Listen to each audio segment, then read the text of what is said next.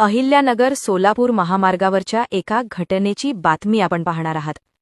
कर्जत तालुक्यातल्या पाटेवाडी फाट्याजवळ गुरुवारी म्हणजेच आज पहाटेच्या सुमारास एका अज्ञात आणि वेगवान गाडीनं जोरदार धडक दिल्यानं एका बिबट्याचा जागीच जीव गेलाय.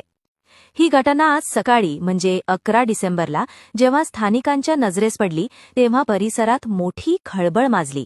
बिबट्या रस्त्यावर पडलेला बघायला पाटेवाडी फाट्यावर खूप मोठी गर्दी जमली होती. खरं सांगायचं तर गेल्या काही दिवसांपासून कर्जत तालुका आणि आसपासच्या भागात बिबट्या फिरत असल्याच्या नुसत्या चर्चा आणि अफवा पसरल्या होत्या. पण आता महामार्गावरच हा बिबट्या मृत अवस्थेत सापडल्यानं बिबट्या होताच की नाही या अफवांना पूर्ण विराम मिळालाय. मात्र आता दुसरी भीती ग्रामस्थांच्या मनात घर करून राहिलीय. लोकांच्या म्हणण्यानुसार हा एकच बिबट्या या भागात फिरत नसावा, तर या बिबट्यासोबत इतर बिबटेही परिसरात असण्याची शक्यता आहे. बिबट्याच्या मृत्यूच्या घटनेनं या भागामध्ये सध्या प्रचंड भीतीचं वातावरण पसरलं आहे आणि लोकांनी सतर्क राहण्याचं आवाहन करण्यात येत आहे.